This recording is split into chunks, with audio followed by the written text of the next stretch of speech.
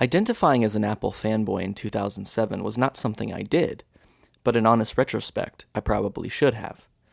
Apple products were enthralling to use. They felt more alive, more human than their competitors. Not to mention their premium build quality. Doesn't that sound like a fanboy? Yeah. By 2007, my iSnobbery was in full swing. I purchased their all-in-one iMac, which were best in class by far. OS X was snappy and made mundane tasks like minimizing and maximizing windows fun with clever animations. And my first-gen iPod Nano transported me into the future one click-wheel gesture at a time. Then, it happened. The iPhone. It was as if Steve Jobs crammed Disney's Tomorrowland into an aluminum case. I wanted it as soon as I saw it. Unfortunately, my boss at the time, who happened to pay for my phone and was somewhat of an Apple hater, wouldn't let me get it because the iPhone wasn't, quote, enterprise ready. First world problems. I missed out on owning the original iPhone, but not its child, the iPhone 3G. It was worth the wait, even after cracking my screen 3 months in. Funny and painful story. But around the same time, a new competitor entered the mobile market, Google's Android. Meant nothing to me. Android was this confused, laggy, aesthetically challenged operating system, which looked like a different kind of mess on each equally mediocre piece of hardware it could be found running on. Though a developer's dream, due to its software flexibility, it was a designer's nightmare. Let the nerds tinker, I often thought. I'll stick with the beautiful device. Soon, finding less ugly and laggy Androids became possible. Less ugly or not, I was firmly glued to the iPhone and Apple's software ecosystem. iTunes was a big part of Apple's hook. Over the years, I spent around $2,000 on music and apps alone. Migrating music to Android was possible, if you wanted to spend an inordinate amount of time moving songs, once Apple's highly restrictive DRM was lifted, of course, while trying to organize and link hundreds of album artwork images. Apps, which for me at the time were mostly graphic-intensive games, would be lost. Neither were good options.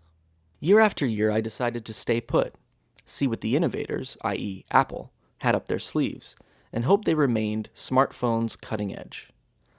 A little taller, a little wider, a little thinner, a little more power, a little less skeuomorphic, a little more bright color, little.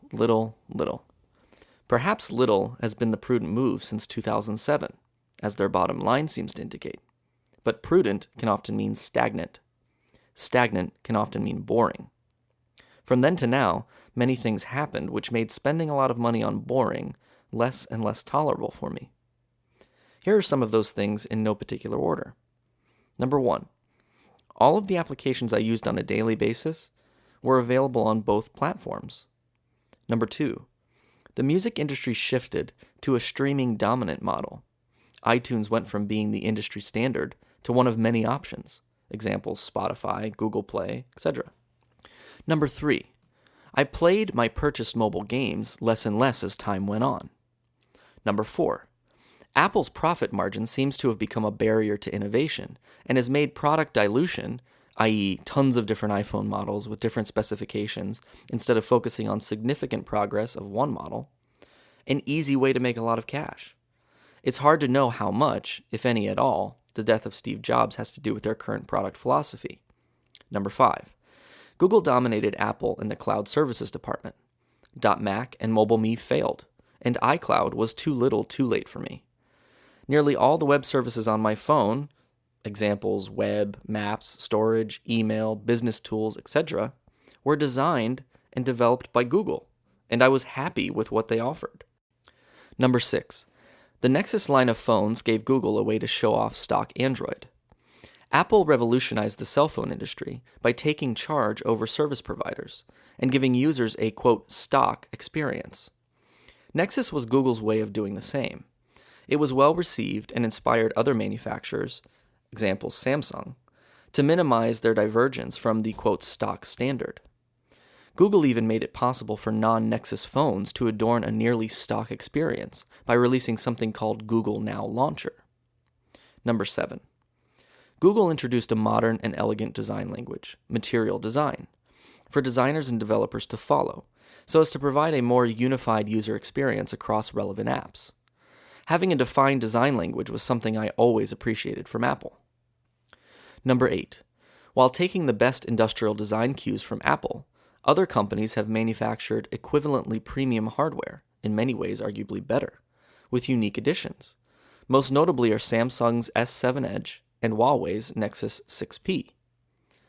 All of these reasons stewed in my head for a couple of years, but it was a final few that compelled me to take up my consumer duty and walk away from the iPhone for a while. I can comfortably use my phone. I held on to my iPhone 5 for an extra 6 months because the iPhone 6 didn't seem worth the upgrade, and the 6 Plus is huge. My hands are pretty small, so when I finally caved for the 5.5-inch 6 Plus, I had to develop a precarious shimmy technique to use it. Sound familiar? Holding the S7 Edge was a shock. Because of the practically bezel-less design and curved glass, Samsung was able to fit a 5.5-inch screen in the footprint, pretty much, of a 4.7-inch iPhone 6. I've gained a huge amount of comfort without giving up any screen size. In fact, my screen resolution has nearly doubled, and black levels on the lively AMOLED display are astounding. I can play retro games without hacking.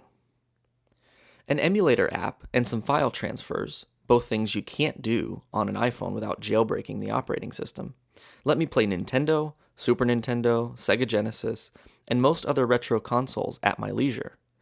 This is a big deal for someone who grew up in the 80s and 90s. There's just something wonderful about seeing the classic Italian plumber hero, hearing the Sega jingle, and being able to run and gun with Contra anytime, anywhere, all without voiding a warranty. I can see my wallpaper. We smartphone users see our home screen upwards of 100 times a day. That's a lot of times seeing the same app icons, names, and layout. Wallpapers are a great way to personalize phones, but there's a problem on iOS. Quite often, key aspects of your chosen wallpaper are covered up by app icons you can realistically do nothing about. You can jailbreak, but even then, it's a kludge. Instead of her face being covered up because Apple, now I can see her, and I've lost precisely zero efficiency. Also, I had been using that basic home screen for over a year.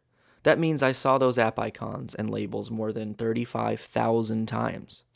250,000 times after 7 years. I know a phone icon will open my phone app. The bird? Yep. Twitter. Got it. The forced labels are painfully redundant, never mind a bit of an eyesore, on a device seen thousands of times over. In my humble opinion, Apple's iPhone is no longer the more alive, more human option. Steve Jobs proudly and accurately argued in 2007 that the iPhone was 5 years ahead of competitors. Quote, 5 years ahead was nearly 9 years ago. Many have caught up. That being said, walking away from iPhone may be the first steps back. It may take 5 years, or 10, but I'm sure Cupertino will find another way to make me want it as soon as I see it.